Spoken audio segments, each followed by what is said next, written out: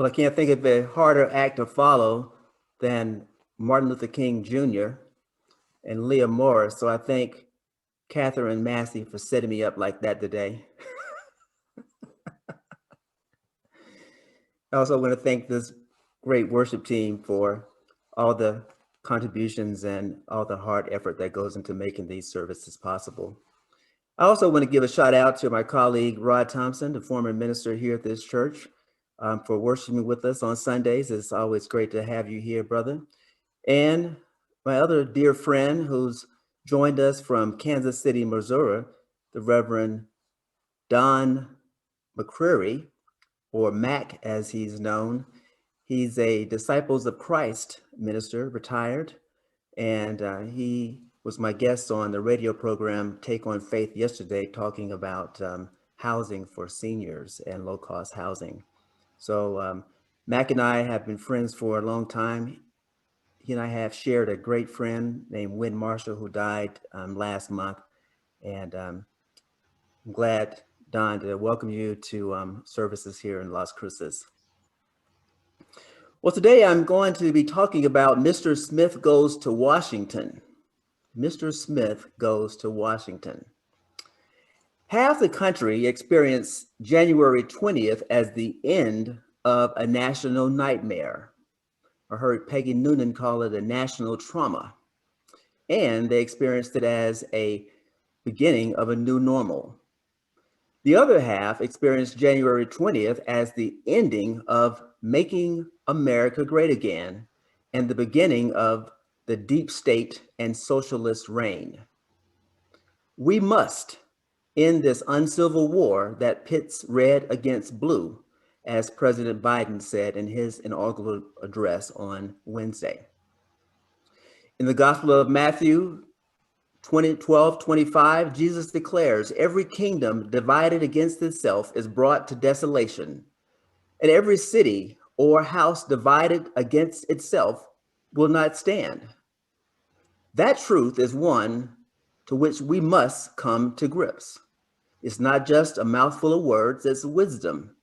It's a foretaste, foreshadowing, and foreboding if America doesn't get its act together. On Wednesday, Mr. Smith went to Washington again. President Biden is our 2021 version of Mr. Smith, except the system received a major upgrade. We have Kamala Harris as vice president by his side. She's a brilliant African-American Asian woman ready to go to work. Many people believe that it's President Biden's job to reunite the country. That would be wrong, my friends. The healing and reconciliation work is ours too. We must reach across the aisle because that's where the healing hides. President Biden's hands are full. He and his cabinet must resolve the following: the coronavirus, national security breakdowns, racial reckoning, climate change, and unemployment. Joe Biden must manage stress in the American democratic model, international relations and diplomacy, and U.S. infrastructure. He must restore confidence in our highest ideals and institutions. To reclaim status as a world leader, we all must take part.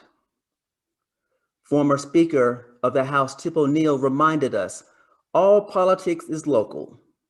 The local level in Las Cruces and beyond is where the rubber meets the road.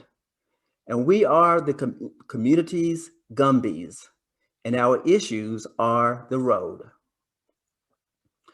UU, or Unitarian Universalist principles, demand we be pillars of democracy. That means you support elected leaders, hold them accountable, and speak out against injustice.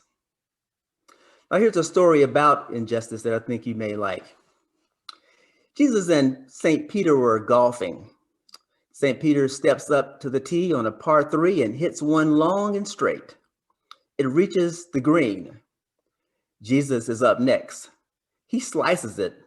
The ball heads over the fence into the traffic on an adjacent street. It bounces off a truck onto the roof of a nearby shack and into the rain gutter, down the drain spout, and onto a lily pad at the edge of a lake. A frog jumps up and snatches the ball in his mouth.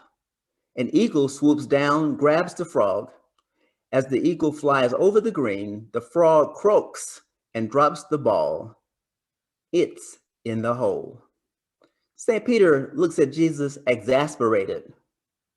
Are you going to play golf, he asks, or are you going to just mess around?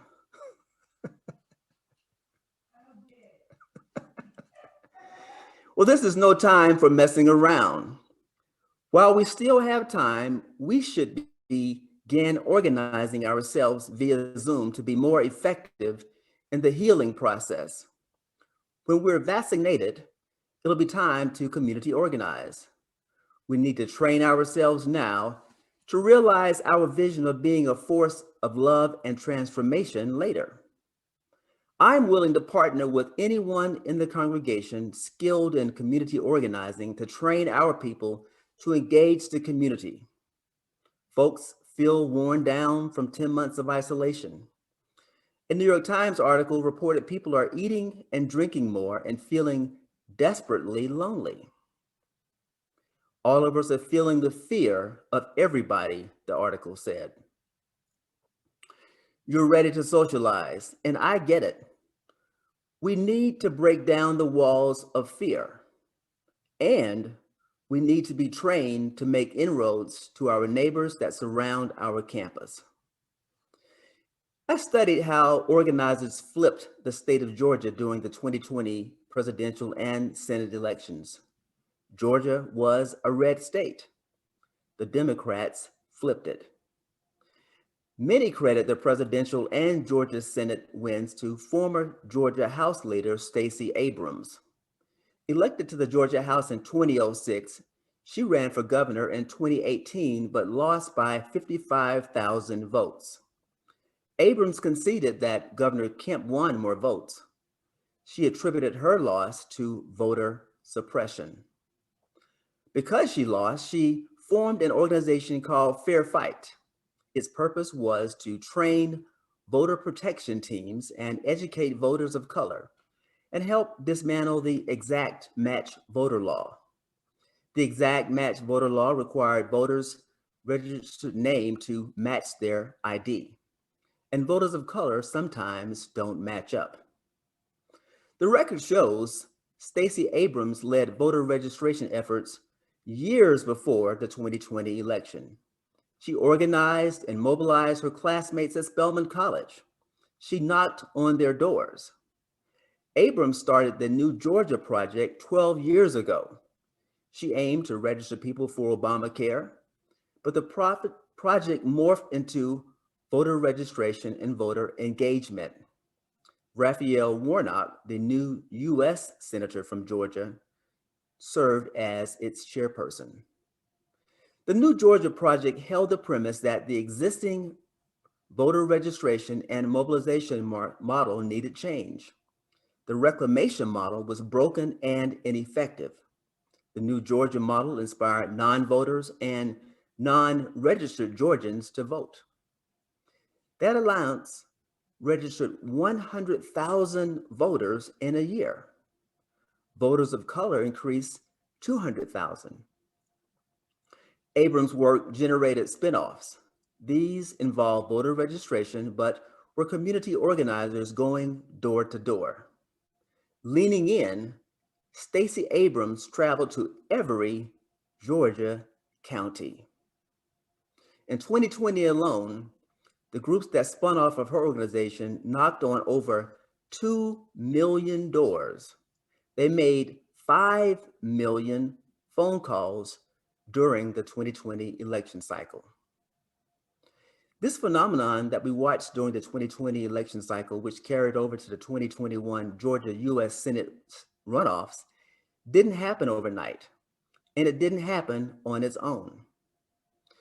I believe that our congregation can learn from the Georgia example. If we want to stay, on mission, we need to remobilize with intention. Now, I heard two stories that helped me understand how this congregation can become better mobilized. First was the story of the Reverend Robert Schuller, who started the Garden Grove Community Church in 1955. Just as Abrams and her cohorts sought unregistered Georgians, Schuller set out to meet unchurched Californians. He would preach from the roof of a drive-in snack bar with people listening from the drive-in speakers, while his wife played the organ. Reverend and Mrs. Schuller evangelized by knocking on thousands of doors in the Garden Grove community. After 2 years, the services were packed.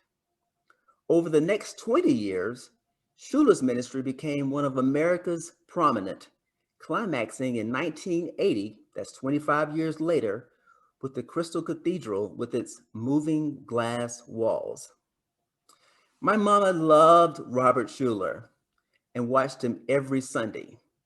He was an evangelical who couched his conservative message about family and conservative values in a theology of self-esteem. The other story I heard was from President Barack Obama speaking on the Michelle Obama podcast, which Katie and Billy read for us. Obama said when he began community organizing, no one knew who he was. He learned the basics of political organizing in Michelle's Chicago neighborhood.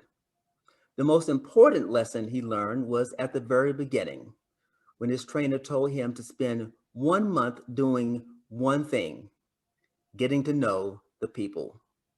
They instructed Obama to walk around neighborhoods and meet and greet folks. He wasn't trying to get them to do anything, nor was he positioning himself for political office. He concentrated on hearing how people landed in Chicago.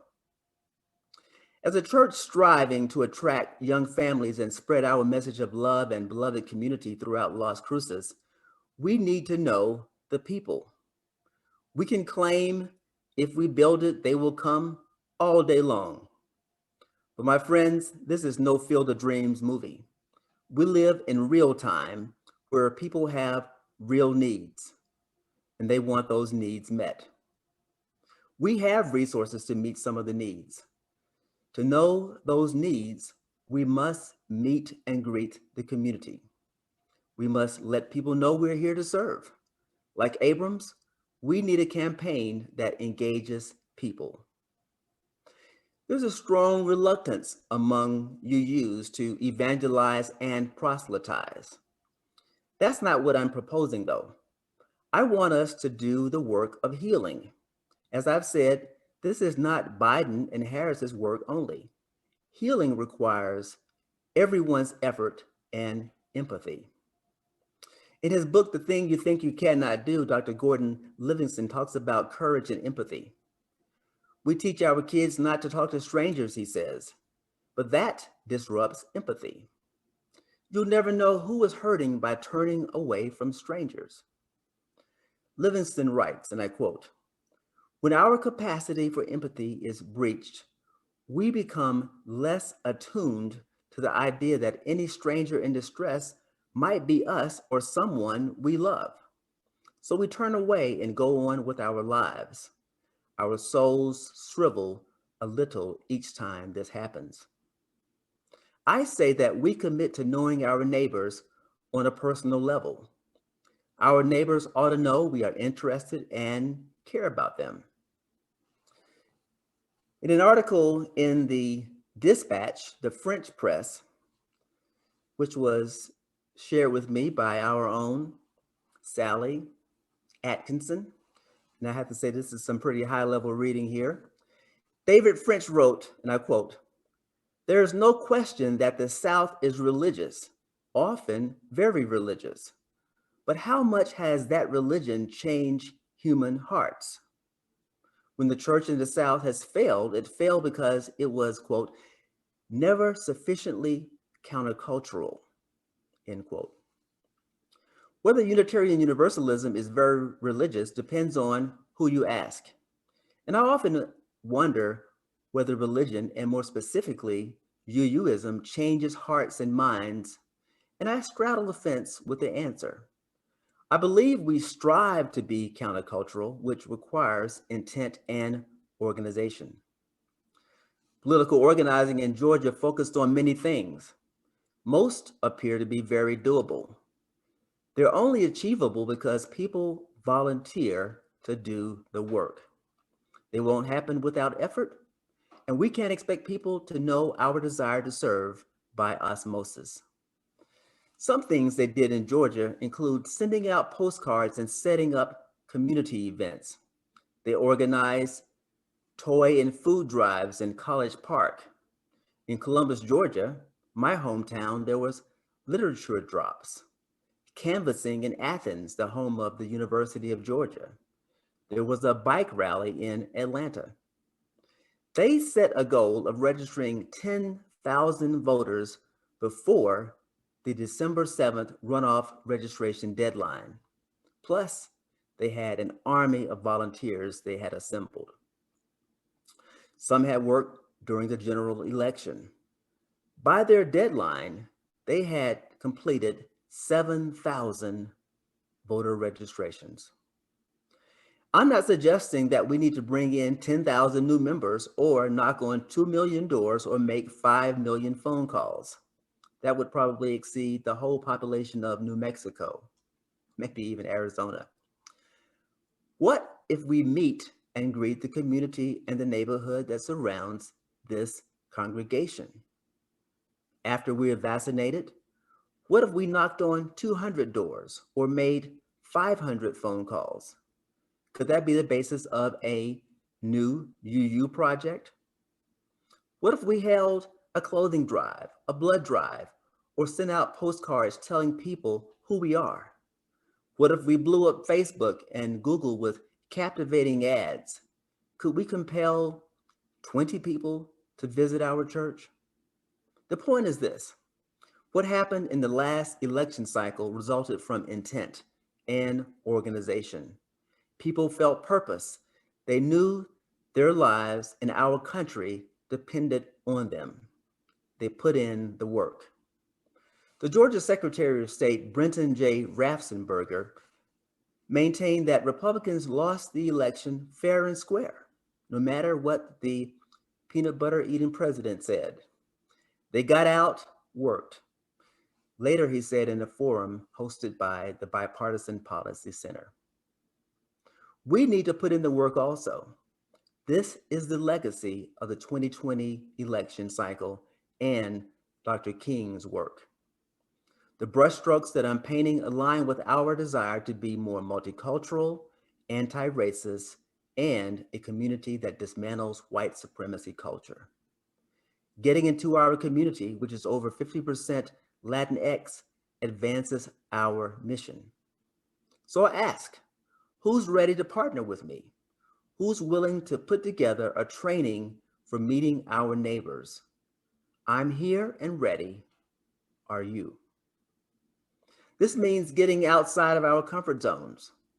Watching documentaries on Turner Classic Movies last week honoring MLK, I realized something. The 60s civil rights workers were nowhere near their comfort zone. You might as well say they were in the twilight zone. They put their lives on the line with every move. And when a Black person agreed to register to vote, they risked losing their jobs and housing on the spot. I'm not asking anyone to sacrifice your job or your living situation. This is about doing the Obama thing, getting to know our neighbors. On June 11, 1963, in his address on civil rights, President John F. Kennedy said, "A great change is at hand, and our task, our obligation is to make that revolution, that change, peaceful and constructive for all. Those who do nothing are inviting shame as well as violence. Those who act boldly recognize right as well as reality." Can you act boldly? Can you act boldly? Woody Allen tells a story of a man who goes to a psychiatrist. The man says, "Doc, my brother is crazy. He thinks he's a chicken." The doctor says, "Why don't you turn him in?" The guy says, "We would, but we need the eggs." Friends, I'm egging you on to do this because we are all Mr. Smith. And with that, I say, Amen, shall it be, and Ashe.